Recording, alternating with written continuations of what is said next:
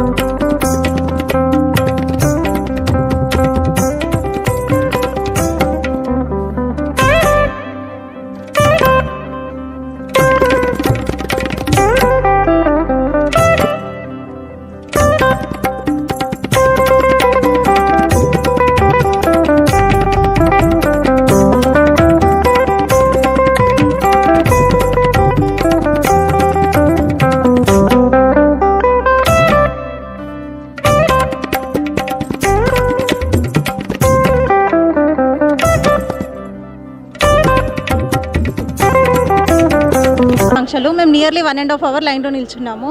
దర్శనం బాగా అయ్యింది, కానీ పబ్లిక్ వేరే సైడ్స్ నుంచి కూడా వచ్చేస్తున్నారు. డోనర్ పాస్ కాకుండా వేరే సైడ్స్ నుంచి కూడా పబ్లిక్ వచ్చేస్తున్నారు. ఈరోజు స్వామివారి దర్శనం చాలా బాగా అయింది. 1 hour నిల్చున్నా కూడా మంచిగా అయిపోయింది. లాస్ట్ ఇయర్ కంటే ఈసారి చాలా బాగా డెకరేషన్ చేసారు, చాలా బాగా దర్శనాలు అయినాయి. కాకపోతే డోనర్స్ దాంట్లో కొంచెం ఇబ్బంది అయింది జనాలకి. ఏమైందంటే విఐపి ద్వారా వచ్చే వాళ్ళు కొంచెం అడిషనల్గా వచ్చారు వేరే నుంచి, వాళ్ళ గురించి ఈ లైన్తో ఇబ్బంది అయింది. పోయినసారి కంటే చాలా బాగా డెకరేషన్ చేసి చాలా బాగా దర్శనమైంది. ఈరోజు సంగారెడ్డిలో గల శ్రీ వైకుంఠపురం శ్రీ వెంకటేశ్వర స్వామిని వైకుంఠ ఏకాదశి ముక్కోటి ఏకాదశి ఉత్తర ద్వార దర్శనం చేసుకోవడం జరిగింది. ఇక్కడ ప్రపంచంలోనే అత్యంత పవిత్రమైన స్థలం ఇది. స్వామివారి విగ్రహం ప్రపంచంలోనే హైయెస్ట్ విగ్రహం. ఇక్కడ తిరుపతి కంటే ఇక్కడ అందరం దర్శించుకోలేం, తిరుపతి వెళ్ళి దర్శించుకోలేం. కావున ఇక్కడికి తిరుపతి కంటే ఎక్కువ భారీ ఎత్తున ఇక్కడ మనకు దర్శనం కలుగుతుంది. అదేవిధంగా ఈ స్థల పురాణము 400-600 సంవత్సరాల క్రితం నాటిది.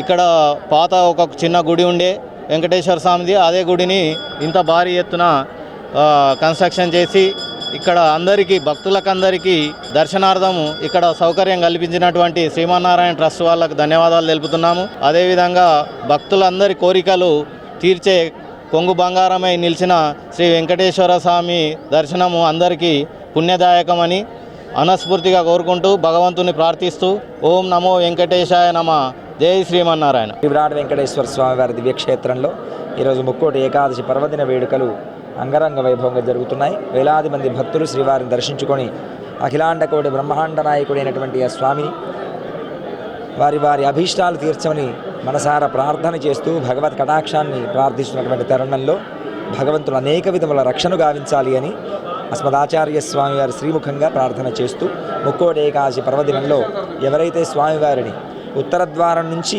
దర్శించుకుంటారో వారికి అనేక విధములైన పుణ్య ఫలితాలు కలుగుతాయి అని మనకు పురాణోక్తి కనుక ఈ వైకుంఠ ఏకాదశి పర్వదినం అనేకమైన శుభాలకు సంకేతం కనుక భక్తులందరూ వెంకటేశ్వర స్వామిని దర్శించి తరించవలసిందిగా కోరుతూ జయ శ్రీమన్నారాయణ.